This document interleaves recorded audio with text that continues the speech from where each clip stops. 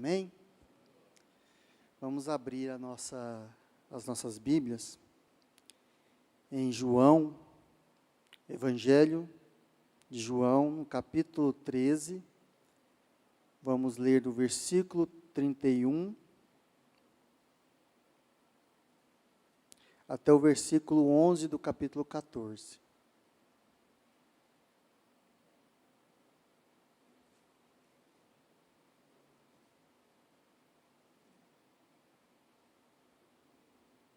Amém. Quando ele saiu,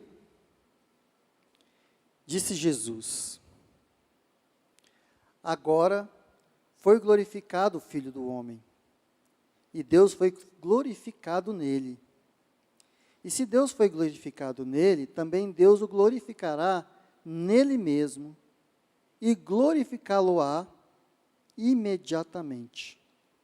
Filhinhos, ainda por um pouco estou convosco. Buscar-me-eis, e o que eu disse aos judeus também vos digo. Agora vos digo a vós outros: para onde eu vou, vós não podeis ir. Novo mandamento vos dou, que vos ameis uns aos outros, como eu vos amei, que também vos ameis uns aos outros. Nisto conhecerão que todos que sois meus discípulos, se tiverdes amor uns aos outros. Perguntou-lhe Simão Pedro: Senhor, para onde vais? Respondeu Jesus: para onde vou, não me podes seguir agora. Mais tarde, porém, me seguirás. Replicou Pedro: Senhor, por que eu não posso seguir-te agora? Por ti darei a própria vida. Respondeu Jesus: darás a vida por mim? Em verdade te digo que jamais cantará o galo antes que me negue 3 vezes. Não se turbe o vosso coração. Crede em Deus, crede também em mim. Na casa de meu pai há muitas moradas. Se assim não fora, eu vou-lo teria dito. Pois vou preparar-vos lugar. E quando eu for e vos preparar lugar, voltarei e vos recebereis para mim mesmo, para que onde eu estou, estejais vós também. E vós sabeis o caminho para onde eu vou. Disse-lhe Tomé: Senhor, não sabemos para onde vais, como saber o caminho? Respondeu-lhe Jesus: eu sou o caminho, e a verdade, e a vida. Ninguém vem ao Pai, senão por mim. Se vós me tivesseis conhecido, conheceríeis também ao meu Pai. Desde agora o conheceis e o tendes visto. Replicou-lhe Filipe: Senhor, mostra-nos o Pai, e isso nos basta. Disse-lhe Jesus: Filipe, há tanto tempo estou convosco, não me tendes conhecido? Quem me vê a mim, vê o Pai. Como dizeis tu, mostras-nos o Pai? Não crês que eu estou no Pai e que o Pai está em mim? As palavras que vos digo, não as digo por mim mesmo, mas o Pai que permanece em mim faz as suas obras. Crede-me que estou no Pai e o Pai em mim. Crede ao menos por causa das mesmas obras. Espírito Santo, que nessa noite as escamas dos nossos olhos, as escamas de religião caiam, Senhor Deus, e que possamos, ó Senhor Deus, provar mais do Teu Evangelho, provar mais da Tua Palavra, que é transformadora. Opera sobre nós, Senhor, no nome de Jesus. Aleluia. Esse momento que Jesus está aqui é um momento de muita tensão.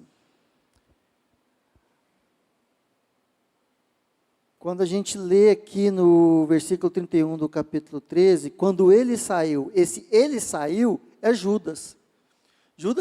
acaba de sair, e os capítulos 14, 15, 16 e 17, é a noite em que Jesus é traído.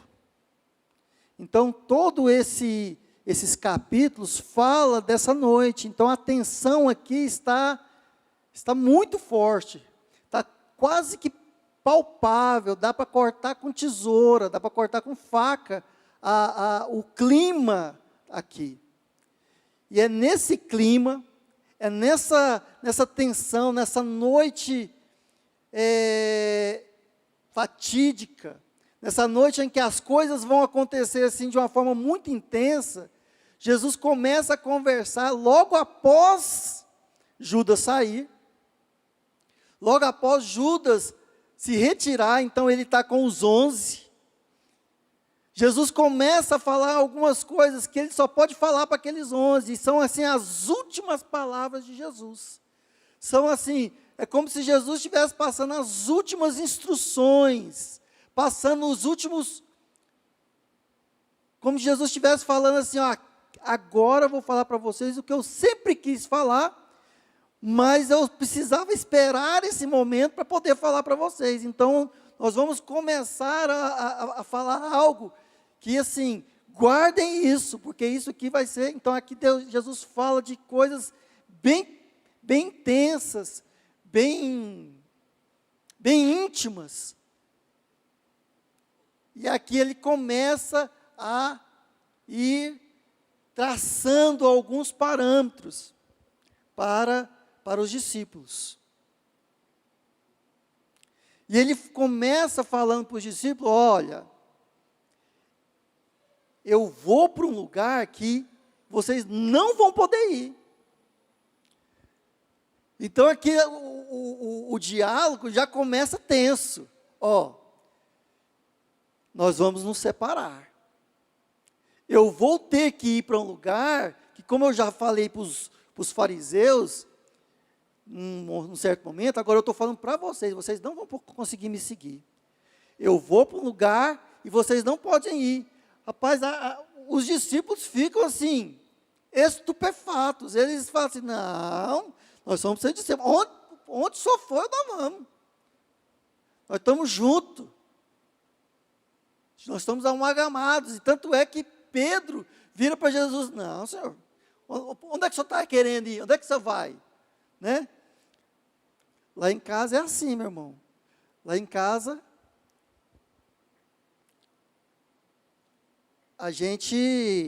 ninguém sabe, sai sem o outro falar para onde vai, né? Estou lá, deitado, tranquilo, aí eu vou na cozinha. O que você vai? Onde é que você vai? Eu vou ali pegar, eu também quero. Não, eu só vou tomar uma água. Quero água também. Aí, o Aleph vai para a cozinha e fala: o que você vai fazer? Então, assim também os discípulos com Jesus. Onde é que o senhor está indo? Onde é que o senhor vai? Não, cadê Jesus? E aí, tudo quanto é lugar, agora Jesus vira para eles e fala assim: eu vou para um lugar que vocês não podem ir. Rapaz, não fala isso para Pedro, não. Vai falar isso para João, que Jesus vai para um... Não, Jesus, eu fui no monte da transfiguração com o Senhor, agora você está querendo ir num lugar aqui sem mim. E Jesus fala: para onde eu vou, vocês não podem ir. Só que Jesus começa a abrir mais um pouco, fala assim: eu vou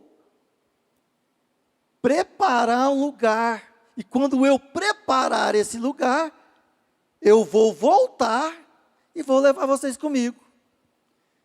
E Jesus, ele vai abrindo aos pouquinhos. E Jesus fala o seguinte: na casa do meu pai há muitas moradas. Então, quando eu for, então Jesus já fala para onde que ele vai. Eu vou para a casa do meu pai. Na casa do meu pai há muitas moradas. Eu vou preparar moradas para vocês, e quando eu voltar, vocês vão comigo.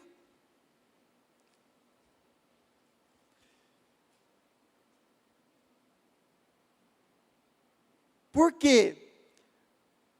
Porque as moradas, e é interessante, que você vai perguntar para qualquer judeu, casa do meu pai, para nós aqui, quando a gente lê esse texto, aí fala, não, Jesus vai para o céu. Jesus vai para o céu, vai preparar lugar e vai voltar. A maioria de nós, evangélicos, protestantes, lemos esse texto e imaginamos isso. Só que você vai falar para o judeu, a casa de meu pai, para o judeu é o quê? É o templo. Quem falou aí? Só podia ser a da irmã Alzira, né? É o templo. Tanto é que quando Jesus chega no templo, ele expulsa os vendilhões e fala assim, ó, vocês fizeram da casa de meu pai um antro de comércio. Então, para o judeu, a casa de meu pai é o templo. Tanto é que quando Jesus, os discípulos viram para Jesus e falaram assim, olha esse templo aqui, Jesus, maravilhoso. Aí Jesus fala o seguinte, pois é, vocês derrubam esse templo e eu reconstruirei ele em 3 dias. Só que aí João lá no texto fala assim, ele não estava falando de quê? Do templo de pedra, mas estava falando do seu corpo. Então a casa de meu pai, que é o templo, e que é o tabernáculo, Jesus estava falando de quê? Dele mesmo. Eu vou para um lugar, preparar um lugar para vocês. Então, sabe por quê? Porque esse lugar que vocês estão morando agora, ele está obsoleto. Esse lugar que vocês estão morando agora está comprometido. Esse odre de vocês é um odre velho. Esse odre de vocês é um odre que eu não posso derramar vinho novo nele. Então eu vou preparar novos odres, vou preparar aposentos. E é interessante, você fala assim, não, mas no templo não tem aposentos. Só que aí você vai lá em Ezequiel, o templo de Ezequiel tem aposentos. Tem até andar, tem aposentos em cima e aposentos embaixo. Então a casa de meu pai tem muitas moradas. Eu vou preparar essas moradas para vocês, para que vocês possam morar na casa de meu pai, que é o templo. Opa, se Jesus é o templo, e a casa de meu pai é o templo, e ele vai preparar lugar, eu também sou o templo, então Jesus vai preparar um outro tipo de morada para os discípulos, para que onde eu esteja, estejais vós também.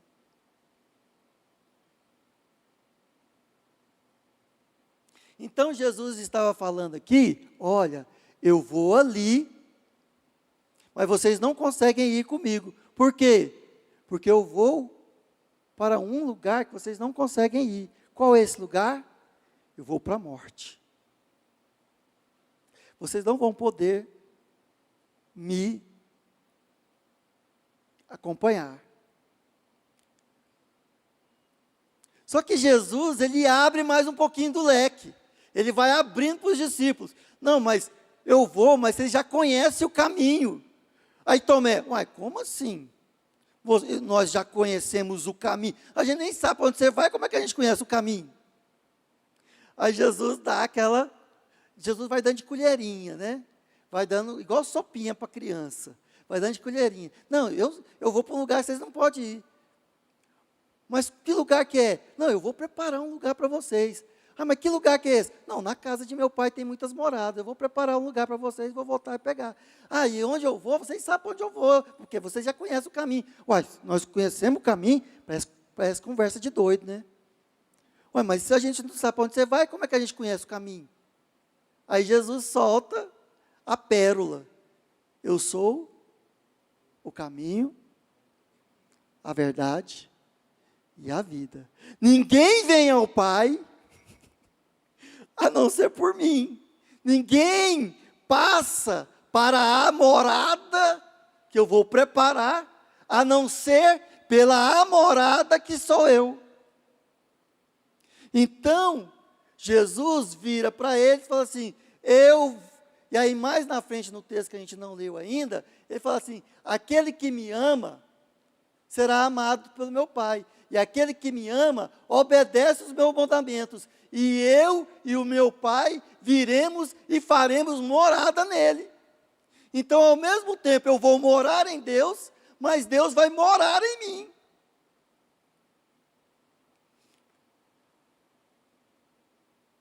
Então, ao mesmo tempo, eu vou para uma morada, mas também eu serei uma morada. Ao mesmo tempo, eu estarei num templo, mas ao mesmo tempo, eu serei um templo. E Jesus abre isso para os discípulos, de uma forma muito intensa nesse momento. E qual que é o papel do Espírito Santo hoje? A partir do momento em que eu me torno morada, Deus começa a restaurar em mim a ação do Espírito Santo, a missão do Espírito Santo, hoje, em nós, é gerar em nós essa morada, enquanto estamos indo para ser morada na morada de Deus. Conseguiu entender? A ação, a missão do Espírito Santo hoje, na igreja, como corpo, mas também em mim, como indivíduo, é gerar em mim uma morada para si, enquanto eu estou indo para a morada, a nova Jerusalém. Amém?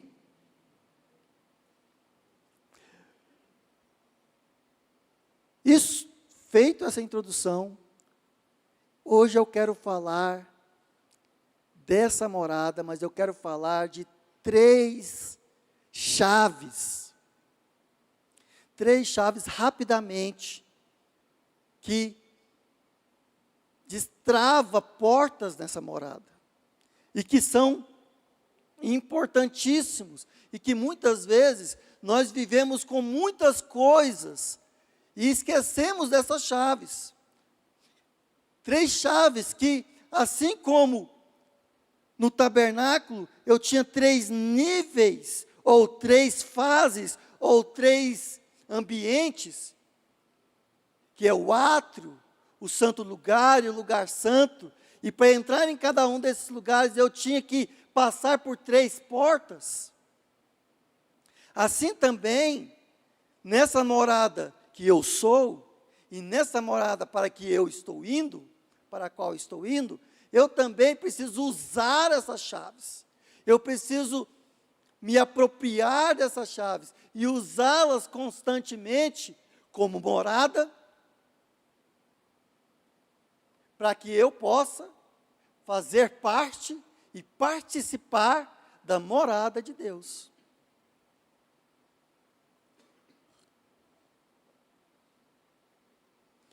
São as 3 chaves, mas eu também posso pensar nelas como uma chave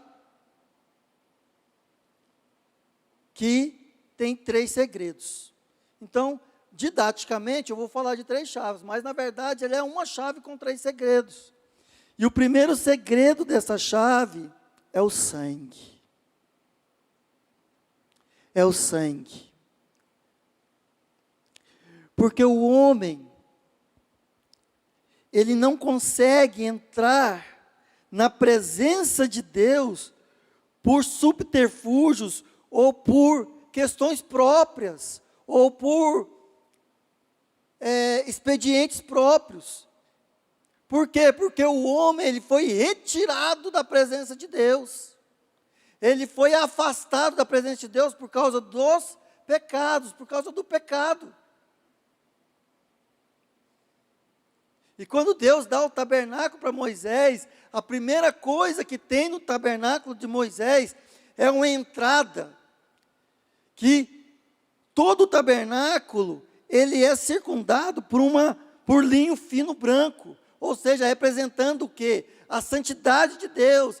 Mas tem uma porta em que se entra pelo tabernáculo, e quando qualquer pessoa que entrava pelos átrios do tabernáculo, ele precisava entrar levando uma oferta de um cordeiro, e esse cordeiro, ele entrega para o sacerdote, e esse cordeiro, ele é imolado, e o sangue desse cordeiro, ele é derramado, e esse sangue, ele perpassa por toda a liturgia do tabernáculo, até o lugar santíssimo.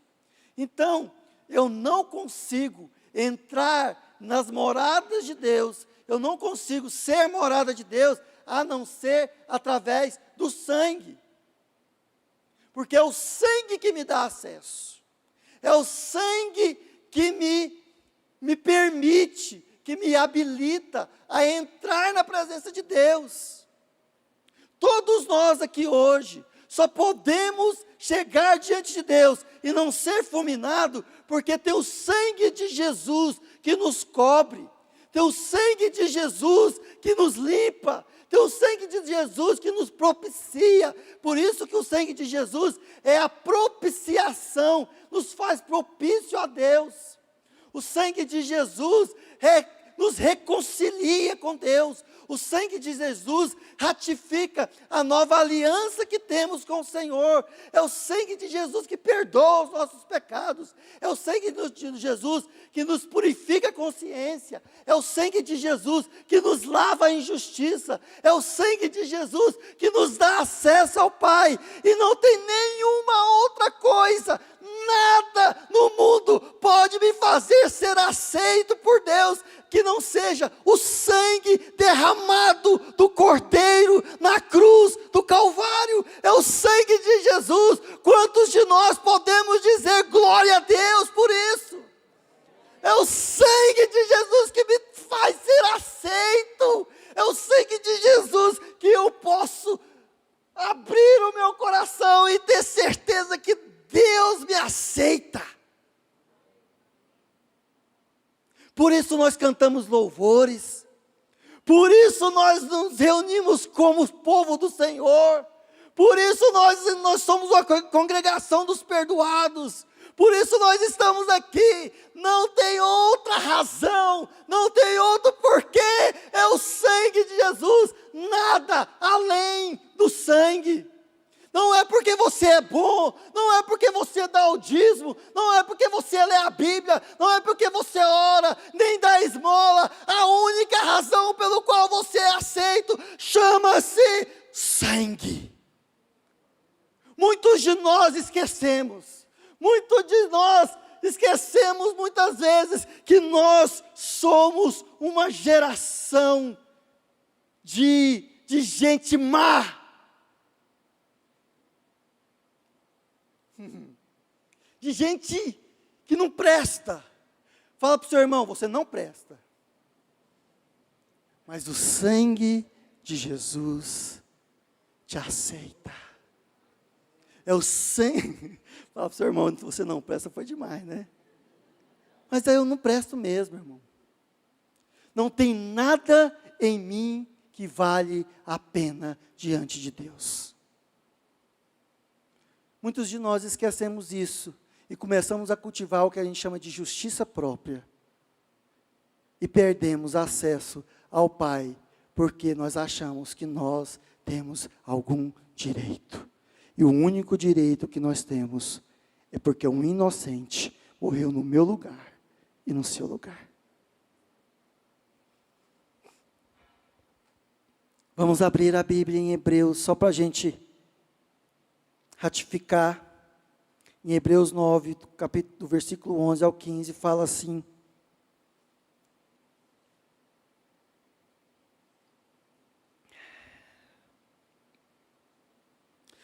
quando, porém, veio Cristo como sumo sacerdote dos bens já realizados, mediante o amor, o maior e mais perfeito tabernáculo, não feito por mãos, quer dizer, não desta criação, não por meio do sangue de bodes e de bezerros, mas pelo seu próprio sangue, entrou no Santo dos Santos, uma vez por todas, tendo obtido eterna redenção.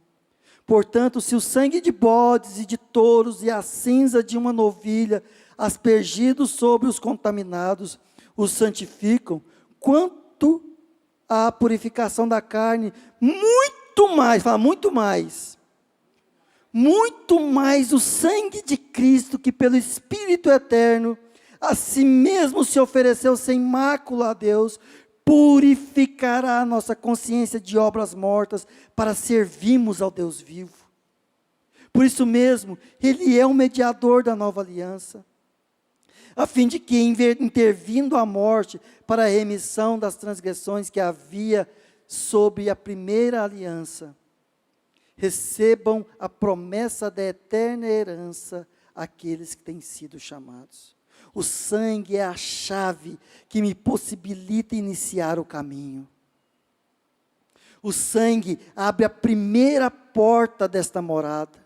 Na verdade, o sangue me põe no quintal da casa. É o sangue o responsável por me tornar aceito para iniciar o processo de preparação da morada. Então, todas as vezes, meus queridos, que nos achegarmos, seja em comunidade, ou seja sozinho, lá no quarto, você precisa fazer menção do sangue. Porque o sangue leva-me além. O sangue me coloca no caminho. Eu sou o caminho. Somente pelo meu sangue vocês podem vir a Deus. Somente pelo meu sangue eu sou aceito. O sangue ratifica a aliança. O sangue purifica e justifica. O sangue satisfaz a ira de Deus. O sangue nos reconcilia com Deus. O sangue perdoa os nossos pecados e nos livra da culpa e da injustiça. Amém? Feche os seus olhos. Por um breve momento, agradeça ao Senhor pelo sangue derramado na cruz do Calvário. Agradeça ao Senhor. Senhor, obrigado pelo teu sangue. Porque somente pelo teu sangue, eu tenho certeza que o Senhor me aceita. Aleluia. Vamos para a segunda chave. A segunda chave é a cruz. Mas para nós entendermos a cruz, nós precisamos entender o conceito de pecado. E se nós formos passear pela Bíblia, nós vamos entender que o conceito de pecado na Bíblia é um conceito evolutivo. Ele não é o mesmo, o conceito de pecado em Gênesis, não é o mesmo conceito de pecado, por exemplo, em Romanos. Porque o sangue, ele me lava e me limpa e me perdoa os pecados. Mas tem o problema do pecado. Como assim? Em Gênesis, quando Caim não é aceito por Deus por causa da sua, por ele mesmo, e a sua oferta também não é aceita, ele cai o semblante. E Deus fala com Caim: Caim, por que você está com o semblante caído? Por que você ficou triste? Se você não fizer o bem, não é claro que você vai ser aceito? Caim, o pecado jaz à tua porta, cumpre a ti dominá-lo. Se você deixar, Caim, o pecado vai entrar. Então você percebe que em Gênesis, em Caim, o pecado parece que é uma força externa tentando entrar dentro de Caim. O pecado é algo, uma força, um ente externo que está tentando forçar a porta de Caim, forçar a porta do coração de Caim e penetrar em Caim. Olha que Caim entristece. Parece que o pecado está querendo encontrar uma fresta na personalidade, no ser de Caim, e entrar nele. E encontra essa fresta, e força essa porta, e abre essa porta e entra. Tanto é que ele se enche de ira e mata o seu irmão. Então, em Caim, o pecado é o quê? É uma força externa. Mas aí você vai para Moisés, ao dar os 10 mandamentos em Êxodo 20, você começa a perceber que o pecado, ele já está tão enraizado no homem que Deus precisa começar a colocar parâmetros. Então, para Moisés, o pecado também é um comportamento. É um comportamento que você precisa ser identificado. Por quê? Porque até Moisés, o pecado já estava no mundo. Mas o pecado não era levado em conta enquanto não existia lei. Mas, a partir da lei, o pecado é identificado através do comportamento próprio do pecado. E assim como o pecado não tinha lei, reinou a morte desde Adão até Moisés. Mas a partir de Moisés, tudo aquilo que era pecado estava na lei. Não matarás, não mentirás, não dirás falso testemunho, não. Então, o pecado para Moisés eram obras que deveriam ser evitadas. O pecado para Moisés é comportamento. O pecado para Moisés é aquilo que você faz ou deixa de fazer. Se obedecerdes à lei, você andará aqui. Se você não obedecer à lei, você andará aqui. Então o pecado já não é mais uma força externa que tenta entrar dentro de você, mas o pecado que já está dentro de você precisa ser identificado pela lei. Compreende? Aí nós chegamos em Jesus. Jesus, ele vira para nós no Sermão do Monte e fala o seguinte: Moisés disse assim, eu porém vos digo,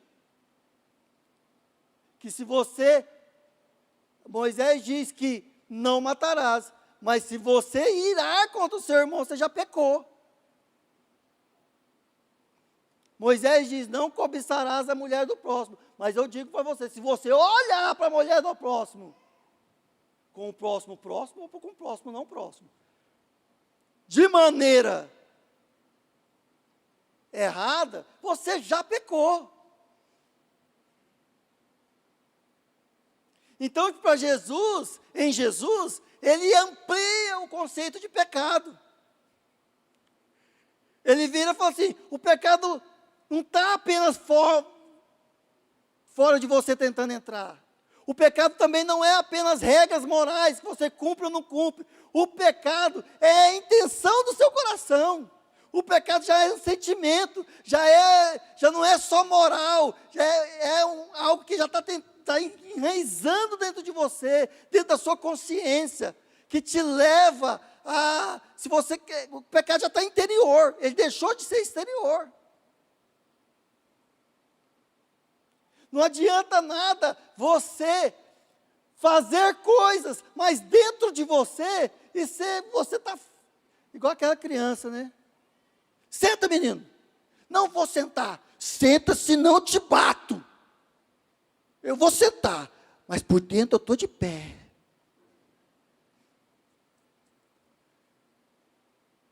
Para Jesus, a criança está de pé. A criança não está sentada. Para Moisés, a criança está sentada. Mas para Jesus, a criança está de pé. Aí você vai para Romanos, Paulo amplia esse conceito. Porque ele, olha, eu quero fazer o bem. Mas o bem que eu quero, eu não faço. Mas o mal que eu não quero, esse eu faço. Se o bem que eu quero, que eu não faço, e o mal que eu quero, que eu não quero, eu faço, já não sou eu quem o faz, mas o pecado que habita em mim. Opa! Já não é mais algo externo, já não é mais um comportamento moral, já não é mais simplesmente um sentimento, mas já é algo enraizado em mim, já é uma natureza pecaminosa que controla a minha vida, mesmo eu querendo ou não. O pecado já ele é alguém dentro de mim. Eu lembro que quando eu fui ensinar o Aleph, esse conceito de pecado, ele entendia o pecado como uma pessoa, porque ficou tão claro para ele isso, que ele falou assim: papai, o pecado, não fui eu que fiz, foi o pecado. Aí eu tive que falar para ele: querido, foi você que fez. Mas é a natureza pecaminosa, ou seja, se o que eu quero fazer eu não faço, mas é o pecado que habita em mim, então eu sou o pecado.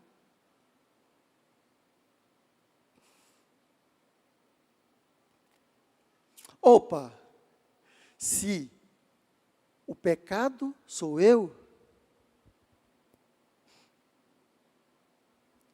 o que Deus faz comigo? Hã? Não, um de cada vez.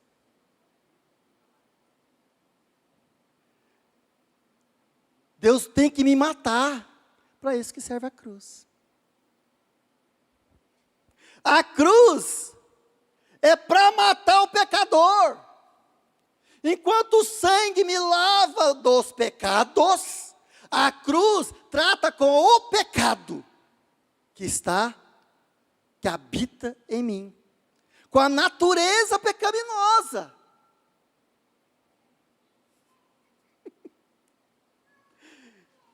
Só que como Deus não vai te matar, Ele matou Jesus no seu lugar.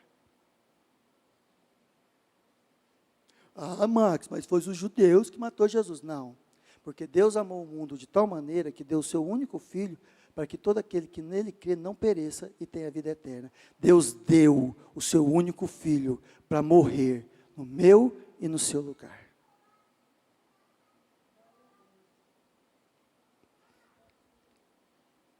A cruz, se o sangue nos torna aceitos, a cruz nos torna discípulos. Se alguém quer vir após mim, negue-se a si mesmo, toma a sua cruz e me siga. Então a cruz, ela golpeia o pecador. O sangue trata com os pecados, ou seja, com as transgressões feitas, para que eu me torne aceito. Mas se eu quero entrar numa outra realidade diante de Deus, por isso que tem muitas pessoas que são crentes e que andam num círculo infinito de peca, cai, chora, arrepende, clama o sangue, peca, cai, chora, arrepende, clama o sangue, peca, cai, e não anda para frente. Por quê? Porque ele não anda não usa a cruz. E a cruz de Cristo é a única coisa que faz matar o pecador, matar o pecado. Marcos, onde é que está isso? Vamos abrir em Romanos 6. Vamos ler do versículo 1. Deixa eu abrir aqui na Bíblia. Romanos 6.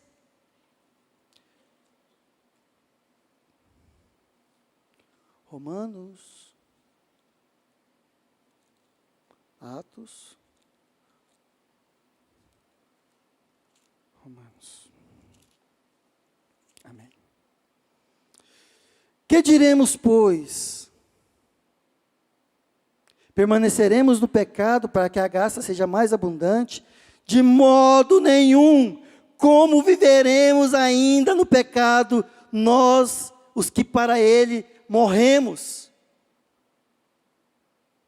Ou porventura ignorais que todos nós que fomos batizados em Cristo Jesus, fomos batizados na sua morte? Fomos, pois, sepultados com ele na morte pelo batismo, para que, como Cristo foi ressuscitado dentre os mortos pela glória do Pai, assim também andemos nós em novidade de vida, porque se fomos unidos a ele, com ele, na semelhança da sua morte, certamente seremos também na semelhança da sua ressurreição. Sabendo isso, sabendo o quê? Que foi crucificado com ele o nosso velho homem, para que o corpo do pecado seja destruído, e não sirvamos o pecado como escravos. Porquanto quem morreu está justificado do pecado. Ora, se já morremos com Cristo, cremos que também com ele viveremos, sabedores de que, havendo Cristo ressuscitado dentre os mortos, já não morre. A morte não tem domínio sobre ele. Pois quanto a ter morrido, de uma vez para sempre, morreu para o pecado. Mas quanto a viver, vive para Deus. Assim também vós, considerai-vos mortos para o pecado, mas vivos para Deus em Cristo Jesus.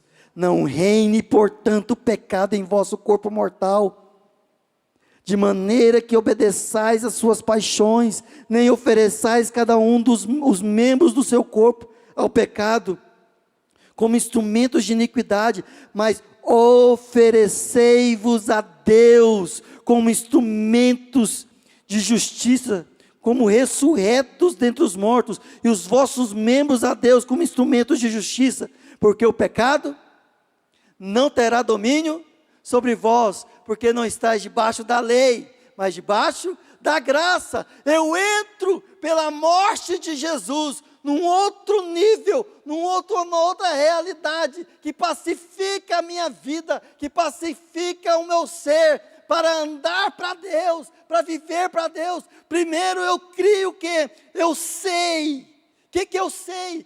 Sabendo isso, que eu fui crucificado com Cristo, quando Ele morreu na cruz, Ele me incluiu na cruz.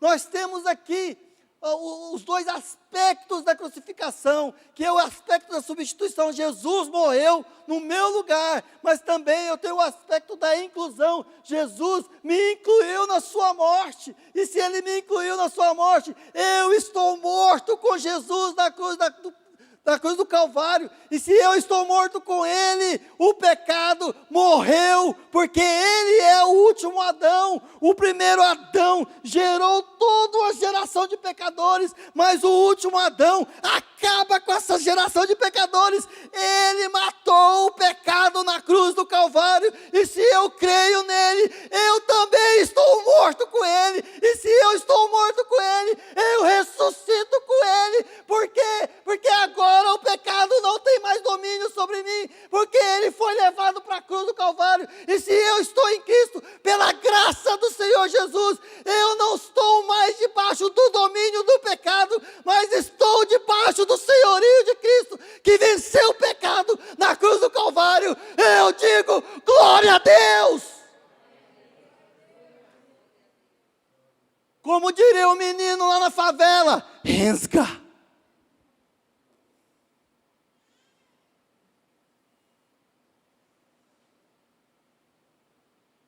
O sangue me lava, mas a cruz acaba com o domínio do pecado em mim. Nós crentes, nós discípulos de Jesus, precisamos andar pela cruz do Calvário. Porque pela fé eu creio no sangue, mas a cruz me traz esperança. A cruz é a minha esperança. Nós não podemos nos gloriar em outra coisa que não seja na cruz de Cristo. Porque na cruz de Cristo eu morri para o mundo e o mundo morreu para mim. É através da cruz de Cristo que eu me torno nova criatura. É através da cruz de Cristo que eu venço todas as ações do pecado sobre a minha vida. Primeiro eu sei, Mas também sabendo isso, através de revelação do Espírito Santo, eu preciso saber isso. Não é algo que eu sei intelectualmente, não é algo que é colocado em mim como que uma fórmula matemática, não, é o Espírito Santo de Deus revelando a mim que eu estou crucificado em Cristo Jesus, mas eu preciso dar o segundo passo. E qual que é o segundo passo? Considerai-vos mortos para o pecado. Eu preciso me considerar, eu preciso colocar validade na palavra de Deus, eu preciso crer, confiar na palavra de Deus, e sabendo isso, eu considero, mas também eu preciso dar o terceiro passo, sabendo isso, eu considero, o terceiro passo, eu me ofereço. Oferecei os vossos membros a Deus como instrumentos de justiça, como ressurreto dentre os mortos. Não mais oferecei os vossos membros ao pecado como instrumento de injustiça, porque o pecado não mais terá domínio sobre vós, porque não estáis mais debaixo da lei, não está mais debaixo da culpa, não está mais debaixo da desobediência, vocês estão debaixo da dimensão da graça, e quem está debaixo da dimensão da graça, está em Cristo Jesus, e Ele venceu o pecado.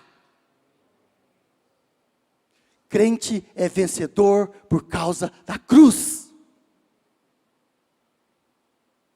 O crente não é vencedor porque faz coisas para vencer. O crente é vencedor porque Cristo morreu na cruz do Calvário e com Ele venceu o pecado e a morte.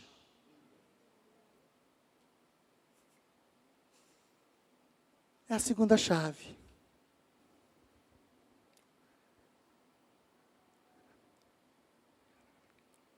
Vamos para a terceira chave. A ressurreição.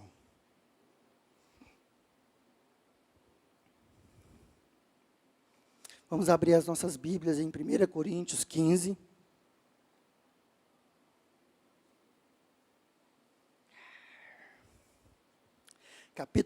Capítulo 15, versículo 47, 48, até o 48. O primeiro homem, formado da terra, é terreno. O segundo homem é do céu. Como foi o primeiro homem, o terreno, tais são os demais homens terrenos. E como é o celestial, tais também é os celestiais. Se Jesus morre, mas Ele só morre,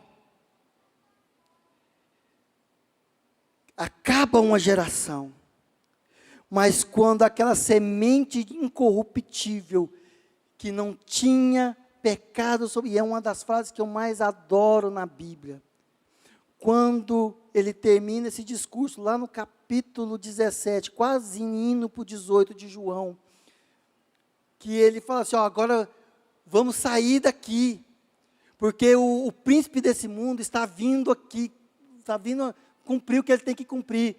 E Jesus fala uma frase assim, e ele não tem nada em mim. O que ele quer dizer isso? Ele não tem onde me segurar. Eu não tenho nenhum contrato com esse príncipe desse mundo. Não há dentro de mim nenhuma ação que ele possa reivindicar. E é essa coisa que Jesus faz, que quando ele está na tumba, quando ele está lá no sepulcro, quando ele está lá, a morte não consegue segurar Jesus. E chega um certo momento que a semente incorruptível, que é o próprio Deus, ela ressurge e ela reveste aquele corpo que estava moído, ela reveste de glória. E Jesus ressuscita. Jesus ressuscitou. Jesus ressuscitou porque Ele morreu pelos nossos pecados, mas Ele ressuscitou pela nossa justificação. E o primeiro Adão se tornou alma vivente, mas o segundo Adão se tornou espírito Espírito vivificante, e como Espírito vivificante, ele se transfere para outros, ele se transfere como morada para outros, e por isso que eu e você nos tornamos morada do Espírito. Por quê? Porque o Espírito vivificante, que é Jesus ressuscitado, ele consegue se transferir para mim e para você. A justiça que está nele, incorruptível, transfere para mim, e hoje em mim está uma semente incorruptível, que crescerá, germinará, criará galhos, criará folhas, criará frutos, e será grande. Por isso que eu e você somos chamados carvalhos de justiça, plantados pelo Senhor para a sua glória. Isaías 61. Eu e você temos a semente incorruptível, a qual não tem nada com o maligno. E é essa semente que está crescendo dentro de mim e de você, que quando Jesus voltar, Ele colherá, e os nossos corpos serão transformados igual o corpo de Jesus. E existe assim também, como existia, ou como existe uma natureza pecaminosa, nós somos participantes da natureza divina, como diz em 1 Pedro 1,8. Nós somos participantes da natureza divina, e nós precisamos deixar essa natureza mover em nós, através do sangue, através da cruz e através da ressurreição, porque é a ressurreição de Jesus que traz em mim o fluir da graça, o fluir do Espírito, o fluir da vida de Deus, enquanto o sangue estanca, sangria, enquanto a cruz para o círculo vicioso, a ressurreição gera em mim um fluxo de vida gerado em amor. Nós somos uma geração que pode fluir do amor. Por isso Jesus falou naquele monte: um novo mandamento vos dou, amai-vos uns aos outros, como eu vos amei, porque eu vou para dentro de vocês, e vocês, através da minha ressurreição, serão capazes de amar uns aos outros, ao ponto de dar a vida uns pelos outros, e nisso serão conhecidos que sois meus discípulos, se amarem uns aos outros. Então a ressurreição me dá a possibilidade de derramar amor por onde eu for.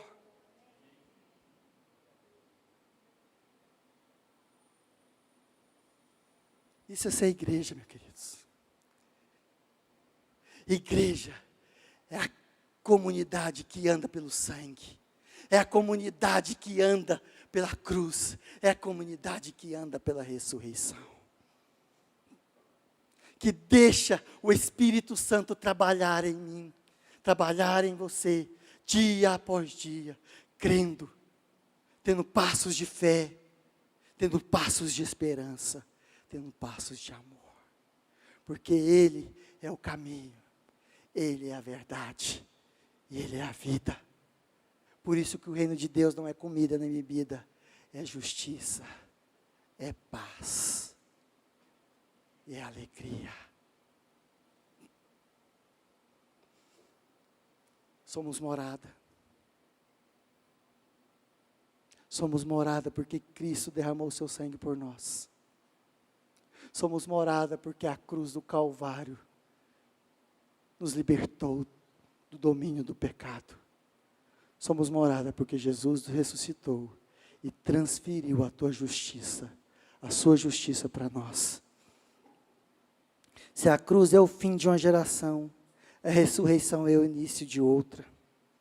É o revestir de uma nova força contrária à força do pecado. É a nova morada nos revestindo de glória.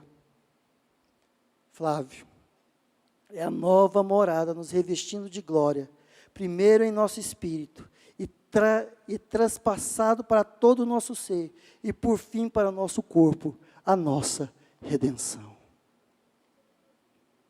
A ressurreição é a vitória sobre a morte, é a manifestação do jorrar da vida, da alegria, sem nenhuma interrupção. Enquanto o sangue abre o caminho de reconciliação, a cruz para o círculo vicioso, a ressurreição restaura o fluxo da vida. Enquanto a fé no sangue nos restaura, a cruz nos traz esperança e a ressurreição nos enche de amor de Deus. E eu quero terminar com Filipenses capítulo 3, versículo do 8 ao 11. Sim, deveras considero tudo como perda, por causa da sublimidade do conhecimento de Cristo Jesus, meu Senhor, por amor do qual perdi todas as coisas,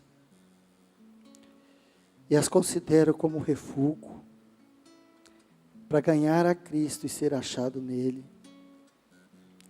não tendo justiça própria que procede de lei, senão a que é mediante a fé em Cristo.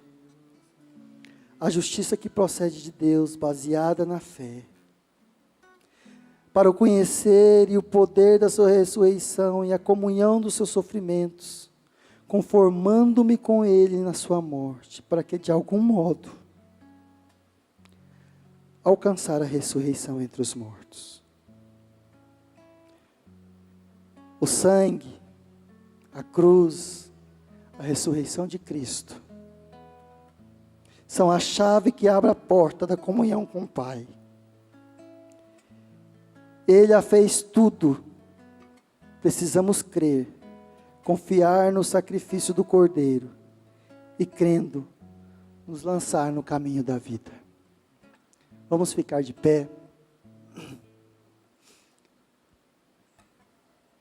Nós somos um povo, queridos, chamados para confiar naquilo que Jesus fez na cruz do Calvário. Nós não confiamos em mais nada nesse mundo. Nós não temos outra herança nesse mundo. Nós não precisamos de mais nada, nós não necessitamos de mais nada, porque tudo foi feito na cruz. Ele foi e preparou um lugar. Ele preparou a si mesmo e nos deu a si mesmo. E ressuscitou. Nós somos a comunidade que crê na ressurreição e vive pela ressurreição.